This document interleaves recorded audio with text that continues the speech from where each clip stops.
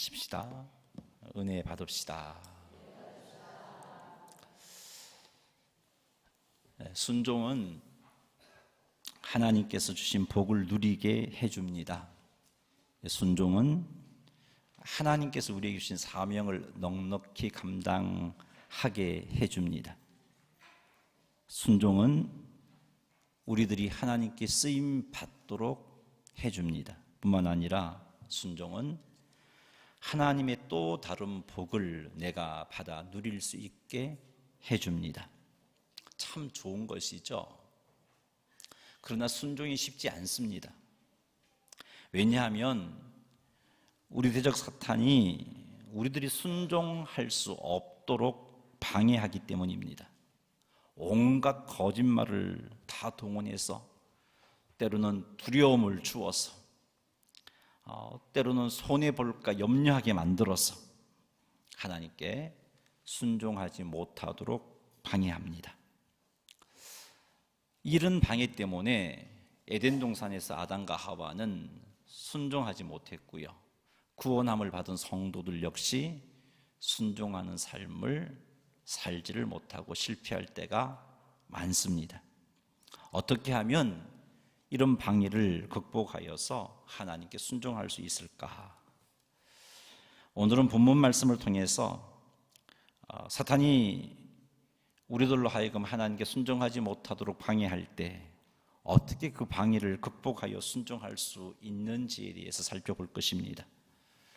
이 시간을 통해서 우리 모두가 하나님께 순종하는 삶을 사는 그런 성도들이 다 되시기를 주님의 이름으로 축원합니다. 자, 우리 한번 인사해 보십시다. 하나님께 순종합시다. 아멘. 예레미야가 유대인들에게 하나님의 뜻을 전했습니다. 그 뜻은 크게 참 유쾌한 이야기는 아니고요, 들으면 속상할 만한 이야기였습니다. 어떤 이야기였냐? 예루살렘 성에 머무는 사람들은 다 칼과 기근과 전염병으로 죽을 것이다. 그러나 바벨론에게 항복하면 살 것이다. 이런 메시지를 예레미야가 선포했습니다. 백성들 앞에 선포했고 유대 고관들 앞에 선포했습니다. 만나는 사람마다 예레미야는 이 말씀을 선포했습니다. 유대 고관들은 예레미야의 이 말이 굉장히 신경이 거슬렸습니다. 싫었습니다. 미웠습니다. 그래서 그들은 판단하기를 예레미야가 우리의 군대와 우리의 백성의 사기를 떨어뜨린다 생각했습니다. 안 그래도 지금 바빌론의 공격을 받고 예루살렘만 남아있는데 계속해서 예레미야가 저런 말을 하니까 무슨 힘을 모아 싸우겠느냐, 예레미야 때문에 우리나라가 망한다 하는 생각을 하게 된 거죠. 그래서 왕에게 찾아갑니다. 왕이여, 예레미야를 살려두면 우리가 바벨론의 공격으로부터 멸망받을 수밖에 없습니다. 백성들과 군사들이 사기를 떨어뜨리니까 죽여주십시오 라고 유대의 구관들이 왕에게 청했습니다. 시드기야 왕은 굉장히 우유부단한 사람이었습니다. 사람의 눈치를 많이 보는 사람이었습니다. 마음으로는 예레미야가 하나님의 선지자인 줄 알았지만 고관들이 찾아와서 그렇게 말하니까 살려둘 수도 없고 죽일 수도 없고, 그래서 어정쩡하게 말합니다. 너희들 알아서 해라, 너희들 마음대로 해라 라고 내어줍니다. 그러자 이들은 예레미야를 끌고 가서 감옥들 앞에 있는 구덩이에다가, 깊은 구덩이에다가 예레미야를 던져 넣었습니다. 이들의 생각은 이렇게 해서 예레미야를 굶겨 죽이려고 생각을 했던 겁니다. 이런 사실이 왕궁 내시 에벤멜렉의 귀에 들렸습니다. 예레미야가 감옥들 앞에 있는 구덩이에 던져져 있다는 소식을 듣게 됩니다. 예레미야는 그곳에서 굶어 죽을 수밖에 없다는 사실을 에벤멜렉은 잘 알고 있었습니다. 성에 이미 떡이 떨어져 있고 죄수에게 누가 떡 하나 던져줄 리 없습니다. 저러다가 하나님의 선지자 예레미야가 죽게 된다는 사실을 에벤멜렉은 알았습니다. 에벤멜렉은 넷이었습니다. 에벤멜렉은 구스 사람이었습니다. 유대인이 아니었습니다. 그렇지만 그는 하나님을 믿는 믿음이 있었던 사람입니다.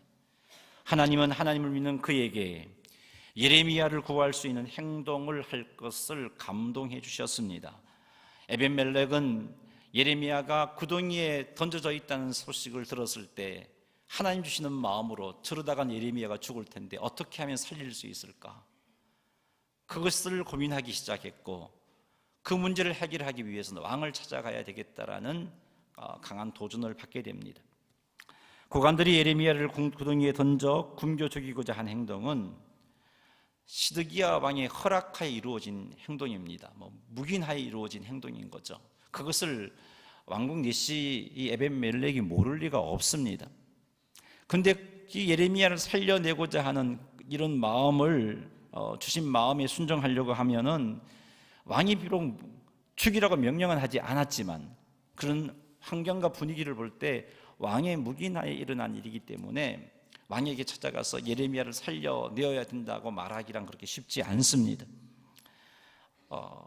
목숨을 걸어야 할 행동인 겁니다.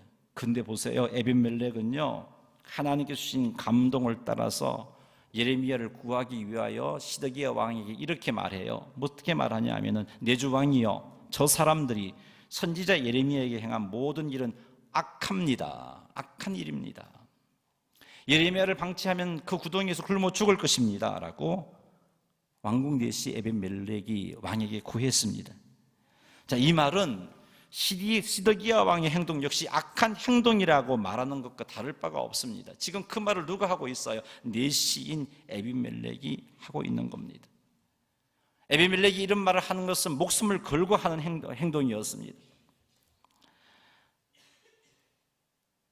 목숨을 걸고 하나님 주신 감동하심에 순종한 에벤멜렉은요 예레미야를 굶어 죽는 자리에서 구하게 됩니다. 에벤멜렉이 하나님의 감동하심과 그 감동하심에 순종하기까지 왜 두렵지 않았겠습니까? 그도 사람인데 왜 주저되지 않았겠습니까? 두렵기도 하고 주저되었습니다.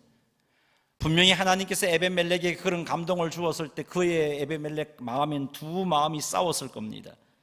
하나님의 감동하심에 순종해야지 하는 그런 마음과 함께, 아니 그 감동하심이 하나님 주신 마음인지 어떻게 알아? 네 생각인지 어떻게 알아? 그리고 그렇게 순종했다가는 너 죽을지도 몰라 하는 이런 마음이 싸웠던 거죠. 갈등을 했습니다.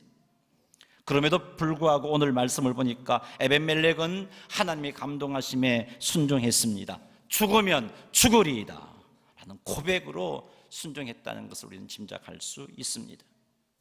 그가 이렇게 목숨을 걸고 하나님의 감동하심에 순종할 수 있었던 그것은 하나님에 대한 온전한 믿음 때문입니다. 하나님께서 보호해 주시고 하나님께서 지켜주신다는 믿음 때문에 목숨 걸고 순종할 수 있었습니다. 혹 이 일로 인하여서 내가 어려움을 당한다 할지라도, 혹 이 일로 인하여서 내가 죽임을 당한다 할지라도 이 역시 선하신 하나님의 섭리이고 이해할 수는 없지만 분명 유익한 것임을 믿는 믿음 때문에 에벤멜렉은 목숨 걸고 생명 걸고 왕에게 구하여 예레미야를 구해내었던 겁니다. 하나님께서는 이방인, 그것도 내시인 에벤멜렉의 순종을 기억하고 계셨습니다. 다 보고 계셨습니다. 그래서 하나님께서 바벨론에 의해서 예루살렘이 함락되고 고관들이 죽어나가는 그 어려운 상황 가운데서도 하나님이 에벤멜렉을 구원하시겠다고 약속해 주십니다. 예레미야 39장 18절 말씀 한번 읽어보겠습니다. 이 말씀은 하나님께서 예레미야를 통해서 에벤멜렉에게 주신 말씀입니다. 같이 읽겠습니다. 내가 반드시 너를 구원할 것인즉 내가 칼에 죽지 아니하고 내가 노략물같이 내 목숨을 얻을 것이니 이는 내가 나를 믿었음이라 여호와의 말씀이니라 하시더라. 아멘. 하나님께서 이렇게 에벤멜렉에게 구원을 약속하셨습니다. 바빌론에 의해서 많은 사람들이 죽어나갈 때 내가 너를 지켜낼 것이다, 네가 목숨을 얻을 것이다, 내가 너를 구원할 것이다. 왜냐하면 네가 나를 믿었기 때문에, 네가 나를 믿음으로 온전히 순종했기 때문에 내가 너를 구원할 것이다 라고 하나님께서 약속해 주고 계십니다. 하나님 기억하셨습니다. 에벤멜렉의 그 순종을 기억하셨습니다. 사랑하는 성도 여러분, 하나님을 온전히 믿읍시다. 하나님의 약속을 온전히 믿읍시다. 하나님께서 우리를 구원하시고 우리를 인도하시고 우리를 보호하신다는 사실을 믿으시기 바랍니다. 하나님의 말씀이 나에게 유익이 되고 우리에게 유익이 되고 나에게 생명을 주고 우리에게 생명 주심을 믿으시기 바랍니다.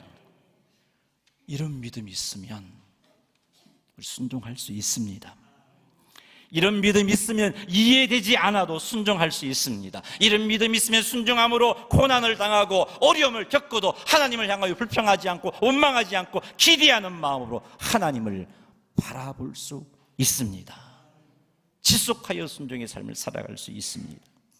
사랑하는 성도 여러분, 하나님을 온전히 믿는 믿음으로, 그 믿음으로 어떤 상황 가운데서도 어떤 염려와 두려움 속에서도 하나님께 온전히 순종하시는 성도님들이 다 되시기를 주님의 이름으로 축원합니다. 할렐루야. 에벤멜렉과 대조되는 인물이 오늘 본문에 나옵니다. 그 사람은 유다 왕 시드기야입니다. 에벤멜렉은 구스 사람이었죠. 시드기야는 유다 사람입니다. 에벤멜렉은 넷이었죠. 시드기야는 왕입니다. 굉장히 대조되는데 삶까지도 대조가 되었어요. 에벤멜렉의 말을 듣고 시드기야는 예레미야를 살려야겠구나. 안 그래도 마음이 찝찝했어요. 왜냐하면 이 시드기야는 하나님의 존재를 믿고 있는 사람이거든요. 그리고 예레미야가 하나님의 선지자라는 사실을 알고 있었거든요. 근데 고관들이 눈치를 보느라고 내어주었는데 마음 한편으로 편하지 않았습니다. 굉장히 불편했습니다. 그런데 그런 자기 마음을 알아주듯 에벤멜렉이 와서 말하니까 예레미야를 구덩이에서 끌어내어 데려오게 합니다. 예레미야를 만나서 뭔가를 알고 싶었어요. 근데 사람들의 눈이 무서워서, 이 시드기야 왕이 말이죠, 왕이 고관들이 눈이 무서워서 은밀하게 장소를 정해주고 그곳으로 예레미야를 나오라고 하고 왕이 그곳으로 나아갑니다. 그리고는 이 시드기야 왕이 예레미야에게 이 나라가 정말 위기 가운데 있는데 내가 어떻게 하면 좋겠느냐, 하나님의 뜻이 무엇이냐, 내게 숨기지 말고, 하나도 숨기지 말고 내게 말해 달라라고 예레미야에게 요청을 하죠. 예레미야는 왕의 요청에 대해서 이렇게 답해 주었습니다. 우리 17절과 18절 말씀을 같이 한번 읽어보겠습니다.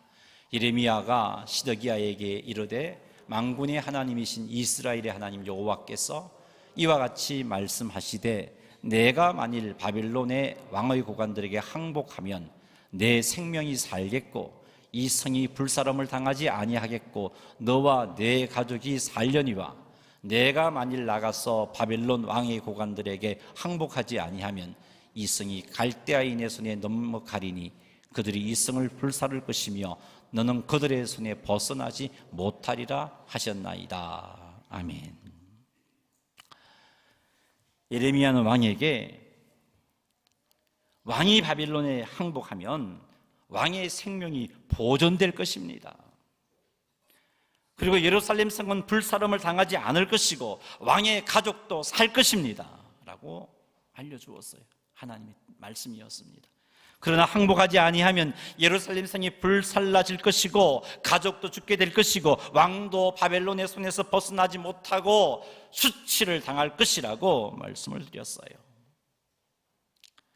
예레미야를 통해서 예루살렘이 살 수 있고 시드기야가 살 수 있는 하나님의 말씀을 들었음에도 불구하고 시드기야 왕은요, 그 말씀 앞에 머뭇거립니다. 주저합니다. 순종을 머뭇거리고 있습니다. 그 이유는 순종함으로 겪게 될 두려움 때문에, 염려 때문에 머뭇거리고 있어요. 머뭇거리다가 예레미야에게 이렇게 말하죠. 한번 읽어보겠습니다. 시드기야 왕이 예레미야에게 이르되 나는 갈대아인에게 항복한 유다인을 두려워하노라. 염려하건대 갈대아인이 나를 그들의 손에 넘기면 그들이 나를 조롱할까 하노라 하는지라. 아멘. 먼저 바빌론에 끌려간 유다 사람들이 있잖아요. 그 사람이 두려웠습니다. 내가 항복하면은, 이 갈대아인이라는 말은 바빌론 사람인데, 바빌론 사람이 나를 끌고 가서 포로지에 살고 있는 유대인들의 손에 넘겨주게 될 것이고, 그렇게 되면 그들이 나를 얼마나 조롱하겠느냐. 나 그런 조롱 당하기 싫다. 왕이 채통이지 어떻게 그런 조롱을 당하는, 나 그거 싫다. 그래서 못하겠다라고 예레미야에게 말했던 것입니다. 이런 핑계로 백성들에게 조롱당할 것이 염려가 되어 머뭇거리는, 순종하기를 머뭇거리는 시드기야에게 예레미야는 하나님의 말씀을 알려줍니다. 다시 한 번 더 권면하고 간절하게 하나님의 말씀에 순종할 수 있도록 말씀을 전해주죠. 20절 말씀 읽어보겠습니다. 예레미야가 이르되 그 무리가 왕을 그들에게 넘기지 아니하리이다. 원하옵나니 내가 왕에게 아뢰바 여호와의 목소리에 순종하소서. 그리하면 왕이 복을 받아 생명을 보존하시리이다. 아멘. 예레미야는 시드기야 왕에게 바벨론 사람들이 왕을 유다인에게 넘기지 않을 것이라고, 그것이 하나님의 뜻이라고, 순종하면 그렇게 하실 것이라고 분명히 말해 주었어요. 그러면서 왕에게 여호와의 목소리에 순종하소서. 그리하면 왕이 복을 받아 생명을 보존할 것입니다라고 간절하게 청하였습니다. 그러나 시드기야는 하나님의 말씀을 믿지 못합니다. 하나님 말씀보다는 자기 감정, 자기 계산, 자기 생각을 더 신뢰하게 되는 거죠. 아니야, 예레미야가 저리 말해도 하나님을 두려워하지 않는 바벨론 사람들이 나를 넘겨줄 거야. 나 그런 수치 당하기 싫어. 이런 생각을 따르는 거죠. 내가 항복하게 된다면 먼저 끌려간 내 백성들이 네가 정치를 잘 못해서 그런 것 아니냐, 왕이 왕답게 살지 못해서 그런 것 아니냐 라고 손가락질하며 조롱할 건데, 그것이 견딜 수 없었던 겁니다. 이 일로 인해서 가족도 어려움을 겪게 될 것이고 온갖 어려움이 자기를 짓누를 것이라고 생각했기 때문이죠. 그래서 이런 생각으로 인한 두려움에 빠진 시드기야는 예레미야의 권면을 외면합니다. 그 결과 어떤 일이 일어났느냐? 예루살렘은 바빌론에 의해서 함락당하죠. 그래서 시드기야는 밤에 몰래 도망을 갑니다. 살기 위해서 말이죠. 근데 가던 그가 바벨론의 군사에게 붙잡혀서 느부갓네살 왕에게 끌려와서 신문을 받습니다. 그리고 시드기야 왕은 엄청난 수치와 조롱을 당하고 그가 보는 앞에서 가족들이 죽게 돼요. 한번 읽어보겠습니다. 예레미야 39장 6절과 7절입니다. 바벨론의 왕이 림나에서 시드기야의 눈앞에서 그의 아들들을 죽였고 왕이 또 유다의 모든 귀족들을 죽였으며 왕이 또 시드기야의 눈을 빼게 하고 바벨론으로 끌고 사슬로 결박하였더라. 아멘. 시드기야가 보는 데서 그가 사랑했던 아들들을 죽였습니다. 시드기야가 보는 데서 유다의 모든 귀족들을 죽였습니다. 그리고는 시드기야의 눈을 빼버리고 바벨론으로 옮겨가려고 쇠사슬로 결박했습니다. 그리고 8절 9절을 읽어보면 예루살렘 성은 다 불타버립니다. 여러분, 이보다 더한 수치가 어디에 있겠습니까? 하나님께서는 시드기야가 순종함으로 겪게 될 어려움을 막아주시겠다고 약속하셨음에도 불구하고 시드기야는 믿지 못했어요. 그래서 결국은 자기 생각, 자기 판단, 자기 감정을 따랐는데 그 불순종의 결과는 순종할 때 겪게 될 어려움에 대한 어려움보다 더 엄청난 어려움을 겪고 있다는 것을 우리는 보게 되는 겁니다. 사랑하는 성도 여러분, 하나님의 말씀에 도전을 받으면 틀림없이 우리의 마음에 그 말씀에 순종했을 때 겪게 될 어려움들이 떠오르게 되어 있습니다. 정말 생각하기조차 싫은 어려운 일이 생길 거라는 생각도 들 것입니다. 이것 때문에 염려하게 되고 이것 때문에 두려워하게 됩니다. 왕궁대시 에벤멜렉이 하나님의 감동이 임했을 때 역시 그에게도 두려움이 임했습니다. 왕에게 괜히 예레미야를 살려달라고 이야기했다가 왕이 노하면 어떻게 하지? 그랬다가 예레미야처럼 죽음의 자리로 던져지면 어떻게 하지? 이런 생각이 왜 떠오르지 않았겠어요? 이런 생각 때문에 왜 두렵지 않았겠어요? 떠오릅니다. 하나님의 말씀의 도전을 받으면 대부분의 모든 사람들에게 그 말씀에 순종할 수 없는 이유들이 떠오르게 되어 있습니다. 그리고 갈등하게 되어 있습니다. 염려하고 두려워하게 되어 있습니다. 그런데 이런 생각은요, 하나님 주신 생각 아니잖아요. 하나님의 말씀에 순종하지 못할 이유들이 생각나는 것은, 하나님의 말씀에 순종함으로 겪게 될 어려움이 생각나는 것은 우리로 하여금 하나님 말씀에 순종하지 못하게 하려고 우리적 사탄이 우리에게 집어넣는 것입니다. 사탄은 우리들로 하여금 하나님 말씀에 순종하지 못하도록 그렇게 해요. 마치 우리를 위하는 것처럼 접근을 합니다. 광명한 천사의 모습으로 접근을 합니다. 나의 유익을 위하는 것처럼 접근을 하지만 사단의 본심은 우리에게 주어진 하나님의 풍성한 은혜와 복을 잃어버리게 만들고자 그렇게 접근하는 겁니다. 아담과 하와에게 사탄이 접근했습니다. 너 선악과를 따먹으면 하나님과 같아져. 하나님이 너희들이 하나님과 같아지는 것 막으려고 먹지 못하게 말한 거야. 따먹어. 마치 자기가 아담과 하와에게 더 좋은 것을 주는 것처럼 그렇게 속이잖아요. 사단이 그 달콤한 유혹에 속아서 아담과 하와는 불순종함으로 하나님께 주셨던 은혜와 복을 상실해버리고 말았고 비참한 삶을 살게 되었습니다.